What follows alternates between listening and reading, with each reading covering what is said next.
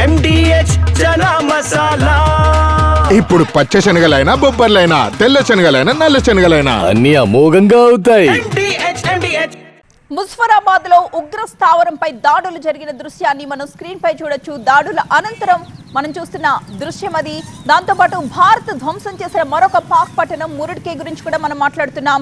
లష్కరే తోయిబా ఇక్కడి నుంచే కార్యకలాపాలు సాగిస్తూ వచ్చింది. పహల్గాం దాడికి పాల్పడింది కూడా ఈ ఉగ్రముఖే. లాహోర్ నుంచి 40 కిలోమీటర్ల దూరంలో ఉంది ఈ మురుడ్కే ప్రాంతం. పాక్ లో ఒక ప్రధాన వాణిజ్య కేంద్రం కూడా.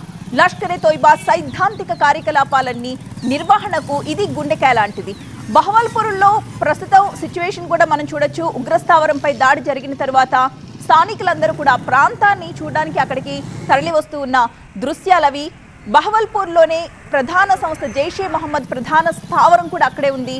ఆ స్థావరంలోనే ఈ ఉగ్రవాదులందరూ కూడా తలదాచుకున్నట్లుగా సమాచారం అందడంతో పాక్ భూభాగం జనావాసాల మధ్య ఉన్న ఈ బహవల్పూర్లో ఉన్న 2 ప్రధానమైన ఉగ్ర శిబిరాలపై ఈరోజు మార్నింగ్ దాడి జరిగింది. అక్కడే 100 మందికి పైగా ఉగ్రవాదులు హతమైనట్లుగా కూడా తెలుస్తోంది. మనకి మరొక బ్రేకింగ్ న్యూస్ అందుతోంది. భారత్ పాకిస్తాన్ సరిహద్దుల్లో ఇంకా ఉద్రిక్త వాతావరణం అలాగే కొనసాగుతోంది.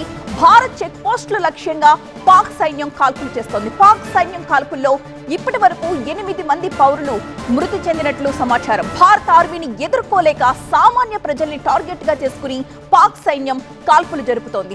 కశ్మీర్ సహా ఎల్ఓసి వెంబడి పాక్ రేంజర్స్ కాల్పులు యూరి, కుప్వారా, రాజౌరి, పూంచ్ సెక్టార్లో ఇంకా కొనసాగుతూనే ఉన్నాయి. పాక్ సైన్యం కాల్పుల్ని భారత బలగాలు ఎప్పటికప్పుడు తిప్పికొడుతున్నాయి.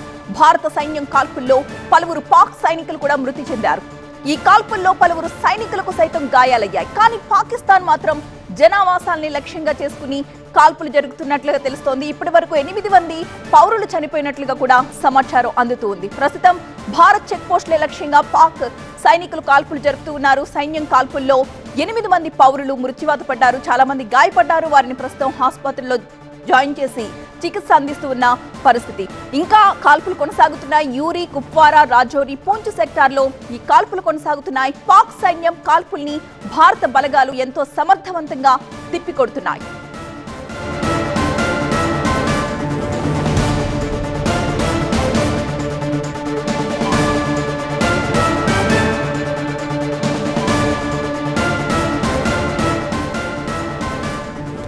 భారత్ పాకిస్తాన్ సరిహద్దుల్లో తీవ్ర ఉద్రిక్త వాతావరణం అలాగే కొనసాగుతుంది.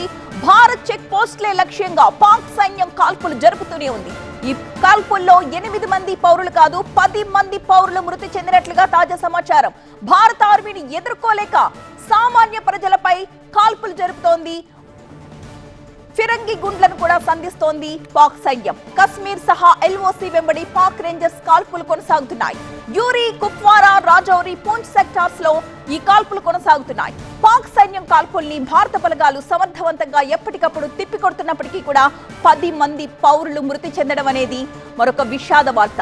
భారత సైన్యం కాల్పుల్లో పలువురు పాక్ సైనికులు మృతి చెందారు. కాల్పుల్లో పలువురు సైనికులకు కూడా గాయాలయ్యాయి.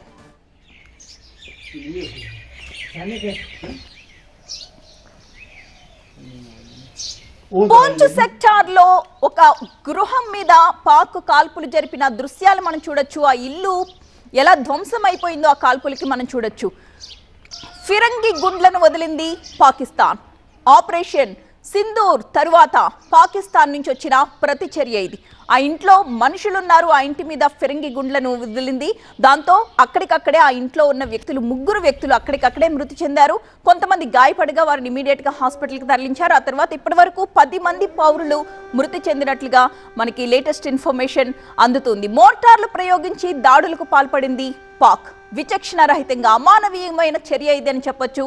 ఎందుకంటే భారతదేశం కేవలం మిలిటరీ సైన్యం మీద కాకుండా ఉగ్రవాద శిబిరాలను మాత్రమే టార్గెట్ చేసి దాడులు చేస్తే అటు పాకిస్తాన్ మాత్రం ఇక్కడ భారతదేశంలో పౌరుల మీద కాల్పులకు తెగబడింది.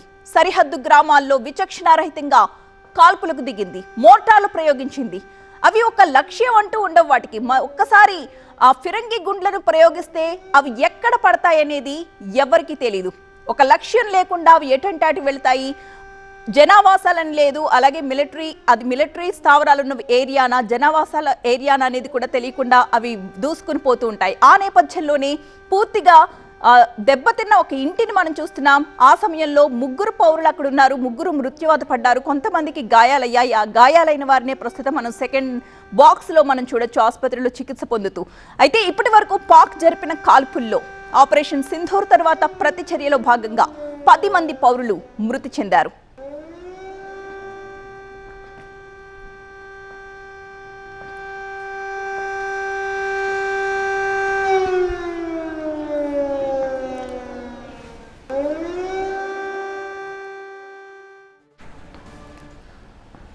యూరి, కుప్వారా, రాజౌరి, పూంచ్ సెక్టార్లో కాల్పులు జరగడంతో అక్కడ గాయపడ్డ పౌరులందరూ ఆసుపత్రిలో చికిత్స పొందుతున్న దృశ్యాలు మనం చూడొచ్చు. పాక్ కాల్పుల్లో భారత పౌరులు గాయపడ్డారు, వారందరినీ కూడా ఆసుపత్రికి తరలించారు. అలాగే ఇప్పటి వరకు 10 మంది పౌరులు మృత్యువాత పడ్డట్లుగా మనకి తాజా సమాచారం అందుతోంది. పాక్ సైన్యం కాల్పుల్లో 10 మంది పౌరులు మృతి చెందారు. కశ్మీర్ సహా ఎల్ఓసి వెంబడి పాక్ రేంజర్స్ కాల్పులు ఇంకా కొనసాగుతూనే ఉన్న యూరి, కుప్వారా, రాజౌరి, పూంచ్ సెక్టార్స్ లో ఇంకా ఉద్రిక్త వాతావరణం కొనసాగుతూనే ఉంది. భారత్ పాకిస్తాన్ సరిహద్దుల్లో హై టెన్షన్ వాతావరణం.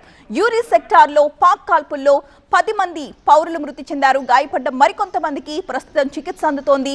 ఎల్ఓసి వెంట గ్రామాలపై విచక్షణ రహితంగా పాక్ కాల్పులు జరిపింది.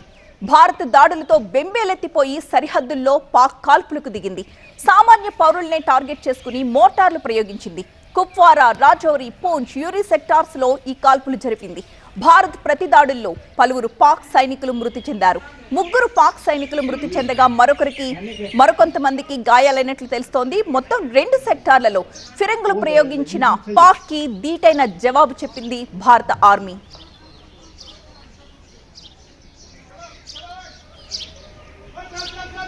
MDH చనా మసాలా. ఇప్పుడు పచ్చ శనగలైనా బొబ్బర్లైనా తెల్ల శనగలైనా నల్ల శనగలైనా అన్ని అమోఘంగా అవుతాయి. MDH